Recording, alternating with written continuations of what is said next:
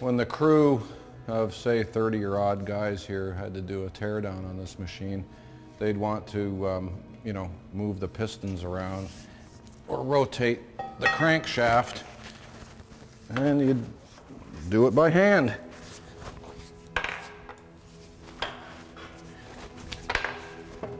So I'm going to bring it up so that it's a little, we'll do like, essentially, we're going to bring it right up to a full compression stroke of the machine. Oh, there we go.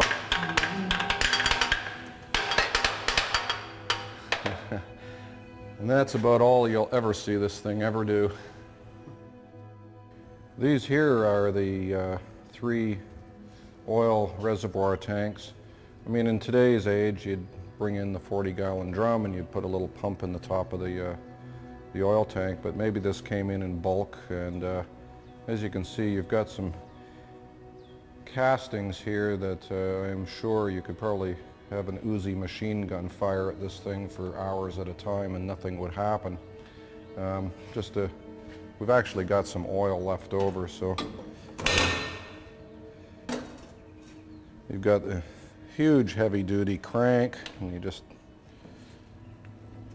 bring this down. And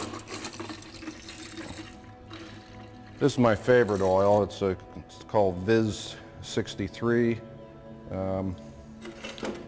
Unlike motor oil, it doesn't spread around. It'll stick on the end of a valve and stay exactly where you have put it. You can leave it out in the winter and it won't spread all around. It's an excellent oil. Okay, the engineer had a duty of checking the machinery, and generally it would be every hour he'd get up and do a walk and investigate, see if there's any changes in sound. He'd very quickly touch these valves, and you know, after a while you could tell if one was getting a little bit hot, and he'd fill up the oil reservoir. And these are the oil sight glasses, and you could see the oil come up through this glass. It's a special liquid that the oil goes into, so you see like a little drop of oil go up. In today's world, you can buy a compressor like this and it does not use any lubrication like this. They have, the piston rings are made of Teflon, actually, and so they just don't use oil. Okay, on this compressor here, which is the oldest one, it's got a slightly different style of inlet and outlet valves, but essentially what you've got is a spring steel that is put up against the valve body, and so when you put this up onto the surface, there are ridges that line up evenly with the valve spring surface, and you can probably imagine if once set in place within the compressor, on this side, say the air is coming in, it would tend to make the spring open up a little bit and the air would pass through. It gives you an example of how well you can build things. Even 100 years ago, this type of technology was available to us.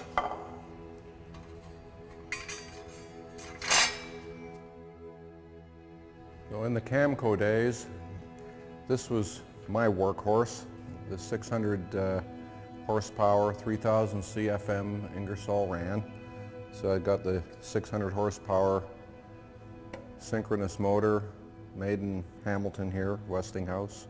I've had people come in and scope this engine, or I should say motor, and they've brought out logbooks and they've shown me the signatures of the men that wound these motors and prepared them, and you know, made sure that they were to all the tolerances and measurements that they designed for. So the last time these motors were scoped, they came out with a perfect score, which is really very remarkable considering this one here was built in 1949. The steel business, as we all know, was huge, and they made buildings out of cast steel or cast iron. And this is really, you know, an example of a building that would help that industry along. Things were done very, very heavy duty. You know, I guess that's where they get the name heavy industry. It was more solid. In olden days, it was more solid. Nowadays, you can weld the same thing together and make it much lighter, and in many cases much better, and for less cost. Sometimes there's a trade-off for longevity and lower cost, but this is the world we live in now. In North America, there's many places like this that are, as the barns of last century, are disappearing. We, in some ways, treasure these barns. We like to look at them as they go into a state of decay. There's maybe something that we take opportunities to think.